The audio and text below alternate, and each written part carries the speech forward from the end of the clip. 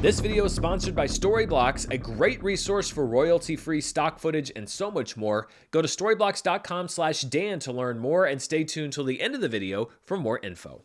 Hello and welcome to another episode of Fact Check, where I fact check different questions. Following the first episode I did covering Stranger Things, I asked for your suggestions, and I actually got a couple of questions about the same character from the DC universe, the Joker, everybody's favorite Batman villain, or at least mine. So let's tackle a few of these Joker myths, starting with one from Miguel, who said, I once heard that when Jack Nicholson was hired to play Joker, he got a perpetual royalty on the Batman name that extended into other films. Well, Jack Nicholson's deal for that 1989 Batman movie is legendary, and this is a claim that I've seen repeated several different places. Wait till they get a load of me.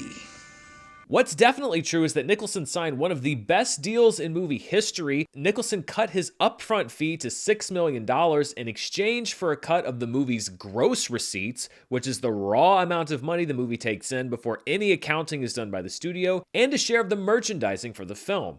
Well, it turns out that Nicholson was onto something because Batman was a massive hit. It made over $250 million domestically and over $400 million worldwide, and that's in 1989 money. But the merchandising was even bigger. And Warner Brothers is banking on the fact that the movie will only whet the appetites of real Bataholics. They've come out with mugs and a whole catalog of Batman memorabilia. In fact, there is even a 1-800-BATMAN number in here to get your merchandise to you faster.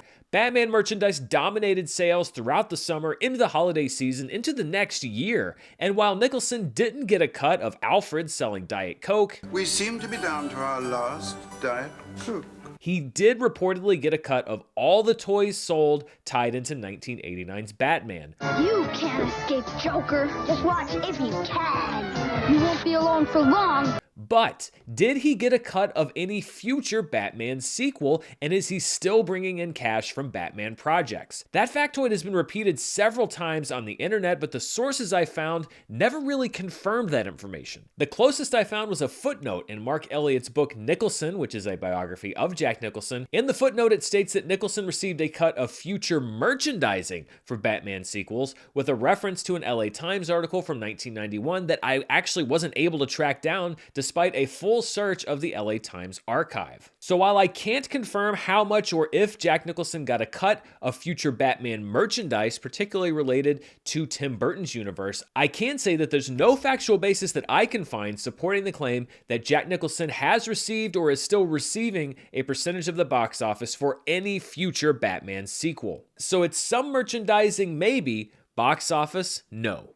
One footnote of my own here, though, Nicholson's Batman deal was great for him, but not so great for some of the people who were due to receive a share of the net profits of the movie, the amount of money left over after studio accounting. According to a 1991 LA Times story, Warner Brothers claimed that Batman 1989 lost the studio money, largely due to Nicholson and others like Tim Burton and Michael Keaton, who took a slice of the gross box office. Welcome to studio accounting, where the joke is always on you.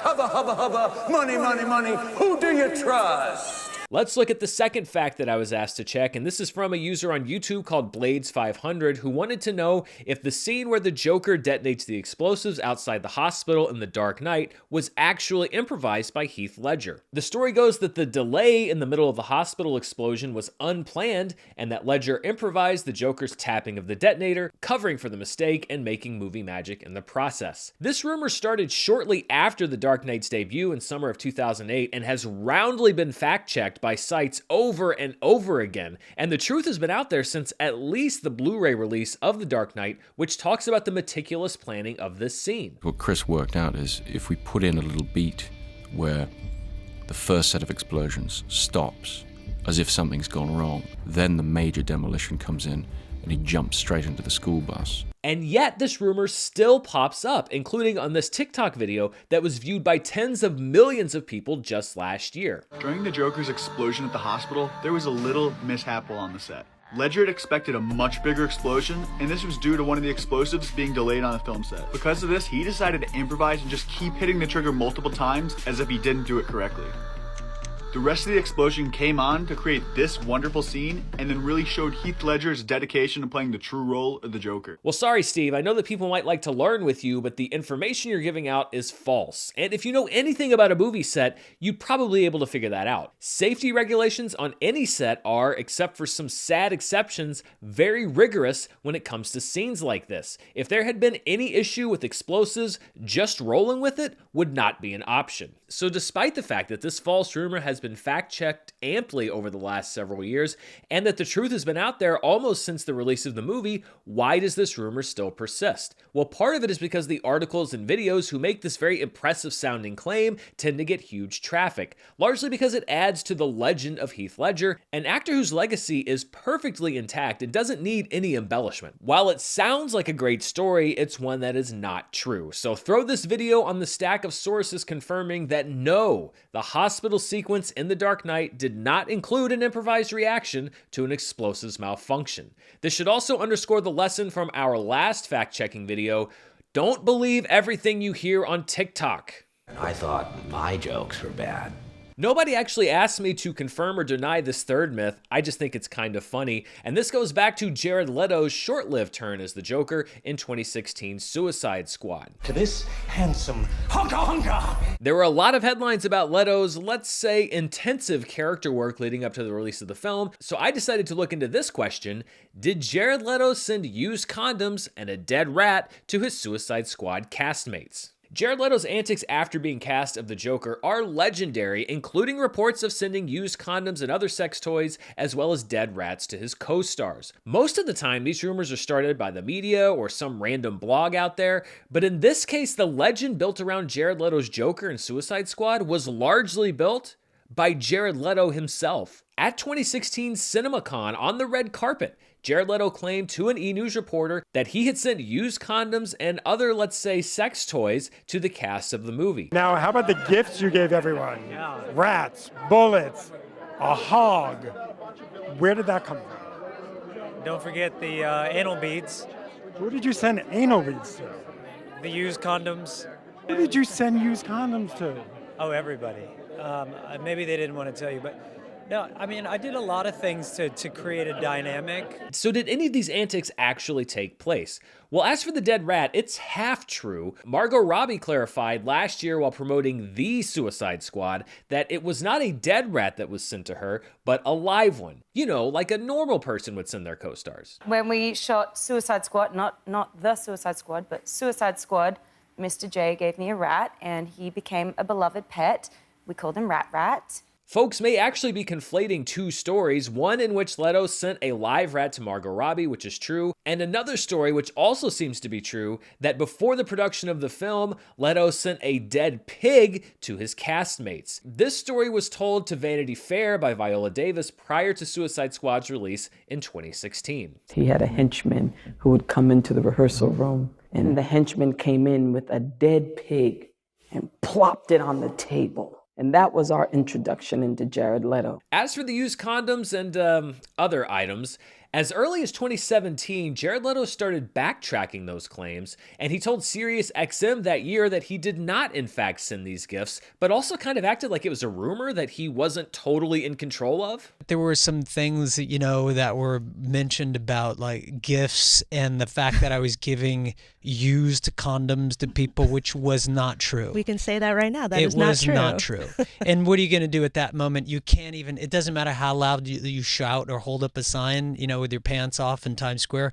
People are going to go with the story that they want to run. As far as I can tell in my research, the used condom story was started by Jared Leto. Who did you send used condoms to? Oh, everybody. So the indignation in that clip doesn't really ring true. I think the story just kind of became a runaway train that he wanted to pretend he didn't drive off the rails. Last year, though, it seems Leto came to terms with his own role in the used condoms myth, telling an Entertainment Weekly reporter that they were comments made in jest and that he sent only, quote, gifts you'd get as a joke at a party, which means that apparently Jared Leto goes to a lot of dead pig parties. Bring the car around. We're going for a drive. So in the first case so far of fact-checking a rumor about someone that was started by that same person, no, Jared Leto did not send a dead rat or use condoms to anybody in the cast of Suicide Squad. He only sent a dead pig and a live rat. It's so intense. I hope this clears up some of the Joker-related myths that you might have. Are there other movie facts that you'd like for me to check? Comment down below with the hashtag FactCheck, or send me a tweet at MurrellDan or on Instagram, also at MurrellDan, and I will look into some of these Hollywood urban legends. And before we go, I want to thank the sponsor for this video, Storyblocks. Storyblocks is an incredible online library for stock footage, sound effects, templates for graphics, anything you could really need to make your stuff even better. Storyblocks makes it possible for creators to keep up with the growing demands for modern video content so you can bring your stories to life and stop sacrificing your vision due to time, budget, or resources. The Storyblocks Unlimited All Access plan gives you unlimited downloads for the over 1 million plus assets in the Storyblocks library so that you can find the perfect fit, create more, and spend less without sacrificing quality.